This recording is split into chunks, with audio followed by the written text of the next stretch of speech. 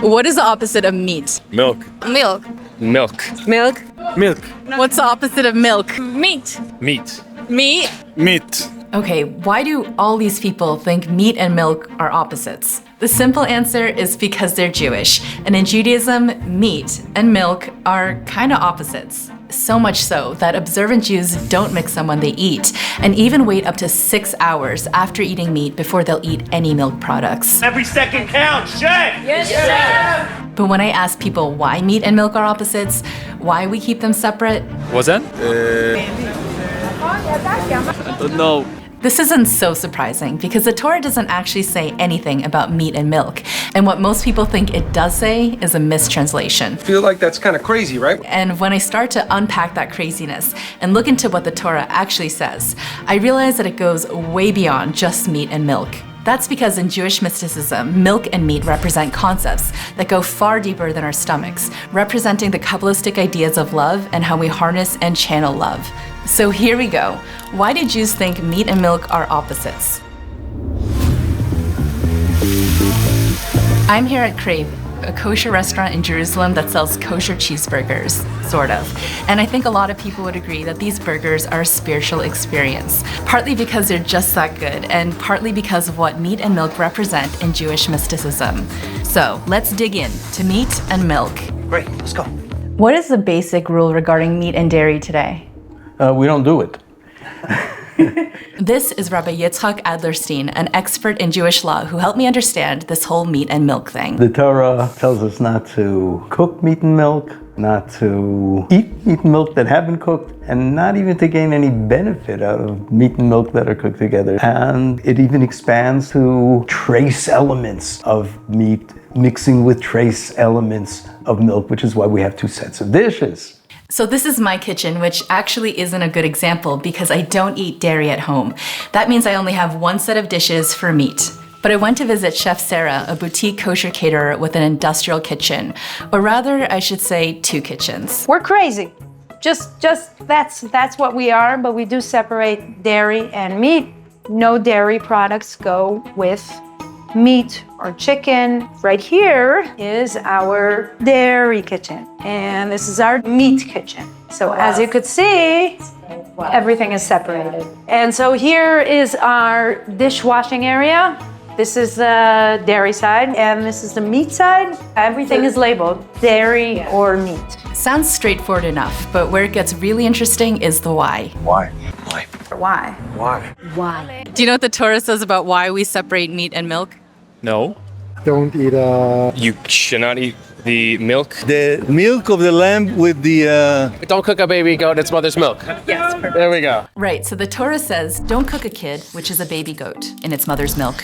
So how do we go from don't cook a kid in its mother's milk to don't mix chicken and cheese or meat and milk from a cow? How does that actually work? The same way that lots of the detail work in Jewish law comes to be. We have an oral law and we have a written law. So the written law is the Torah, where you get really specific statements like don't cook a baby goat in its mother's milk.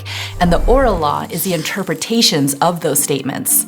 Those interpretations were passed down from generation to generation and eventually written down in the Talmud and other works. And an important part of that tradition is just explaining what words in the Torah mean and imply, because the Torah was written in ancient Hebrew, and it's not like there are 5,000-year-old dictionaries around. Common words are easier to figure out because of context, but a word that's used only a few times in the entire Torah can be trickier. And all of this is further complicated by the Torah getting translated and mistranslated into other languages as Jews moved around the world. It's a little bit messy, okay? We will figure it out. In fact, ready for a shocker? Don't cook a kid in its mother's milk is actually a mistranslation. Essentially what the Talmud comes up with is that the word kid, gedi, which sometimes is translated as the young of a goat, doesn't mean young of a goat, because that the Torah often calls gedi izim, which literally means the young of a goat. So gedi means any kosher animal. So don't cook a baby goat in its mother's milk becomes don't cook a kosher animal in milk. But why does the Torah say mother's milk? So that's a really good question. This is Kiki Newman, an educator and mother, and I thought what she explained is really cool. It starts with the question, why do we eat? necessity, sustenance. To survive. To have energy. Because otherwise we die to sustain our bodies. So Kiki explained how it actually goes much deeper. From the minute we're born, the first thing we cry out for is for food. And that's the first thing we want. And eating consumes, like I would say, at least 60% of my life, with working for the money I need to make the food, making meal plans, shopping for the food, preparing the food, eating the food, cleaning up after the food. So eating consumes so much of our life. And it's not by accident that eating has to consume so much of our life. It's by design. We are actually sent to this world to uplift and elevate all of the physical objects in the world around us, our bodies, the environment, the land that we're in. And one of the ways that we do that best is by eating food intentionally and eating food mindfully. Judaism teaches that the meaning of life, the purpose humans have on this planet, is to elevate the physical world. What's my purpose, homie? Take something as mundane as eating and give it meaning and purpose. Make it more than just food, more than just satiating hunger. Transform it into something holy and transcendent. Eating, like anything else, is something that we should elevate. It's really like the difference between us and so many other religions. Our place of central service of God is not in a temple or a church or a mosque. It's here in the kitchen. It's here in everyday life. There are more commandments in the Torah about eating, the most mundane thing that we do, than about any other human activity. So what the Torah is telling us, when we approach this mundane thing, we're about to take from the world and make it part of ourselves, that we have to stop and focus. Okay, so the goal is living intentionally, making sure we're consciously and conscientiously living our lives. In order to keep kosher, we have to be conscious of what we eat, conscientious in how we prepare it, to focus our minds on what we're eating, why, and to be grateful. Baruch atah Adonai Eloheinu melech haolam borei minei mezonot. Sounds nice, but there's still one huge question. What does intentionality have to do with keeping meat and milk separate? And how does keeping them separate elevate them? Well, get ready, because this is about to get really deep, really fast. So strap on your seatbelt and keep your arms and legs inside the ride at all times. Jewish mysticism says milk and meat represent two fundamental forces, spiritual energies that created and continue to sustain our reality. That's wild. I know. So let's go back to the original line from the Torah. Don't cook meat in its mother's milk. Why does it say mother's milk instead of just milk?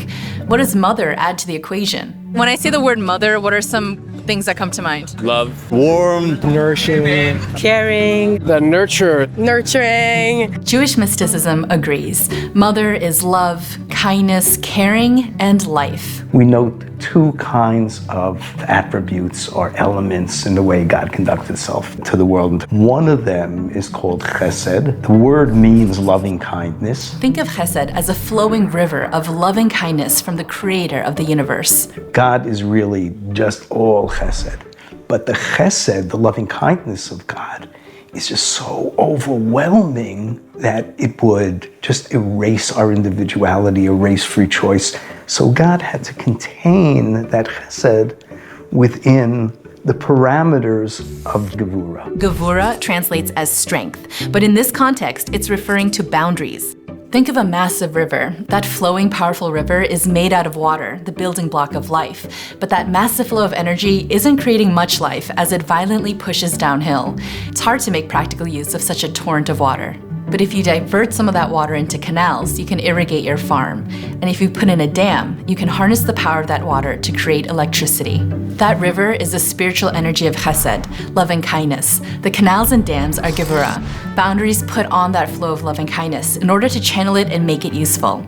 These spiritual energies of chesed, loving kindness, and gevurah, the boundaries that channel that flow of loving kindness, are the building blocks of our reality. Because whether they call it the Big Bang or creation, scientists and mystics both believe our universe started with energy that was then transformed into mass. Scientists call it energy and mass. Jewish mystics call it chesed and gevurah. Okay, so let's bring this all back to meat and milk. Milk is seen as the nurturing part. The chesed, the meat, is seen as gevurah, the limbs of activity. So every time we do something as mundane as eating, we have an opportunity to elevate that most basic physical act.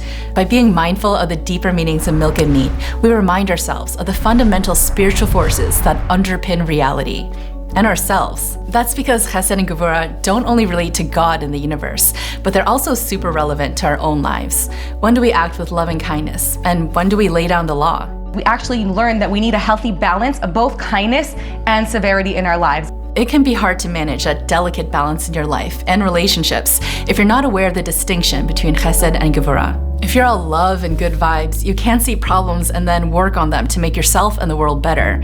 If you're all boundaries and rules, you can't appreciate the good things that you want to help nurture and grow.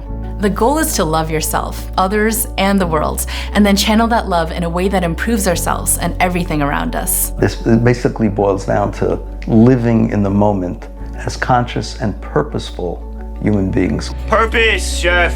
So separating meat and milk is like living a poetic dance. We take concrete elements of our lives, recognize their deeper meaning, and allow that deeper meaning to inform how we behave. The result is that mundane acts are elevated into a living poetry that teaches us about the building blocks of the world and ourselves. And one of the things I love about keeping meat and milk separate is how it becomes a communal project.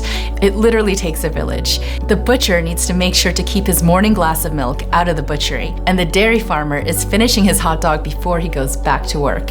And that's true for everyone else involved in transporting, packaging, selling, cooking.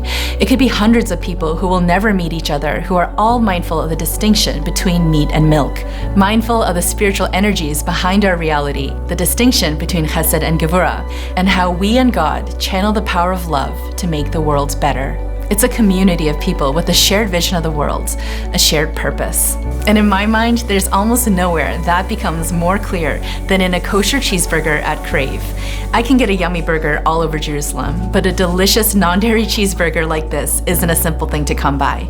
If I pay attention, this fake cheese highlights just how much effort so many people went to in order to keep meat and milk separate. The communal effort to highlight the distinction between chesed and gevurah. A community with a shared vision, all doing their part to elevate my next bite and make ourselves and the world a better place.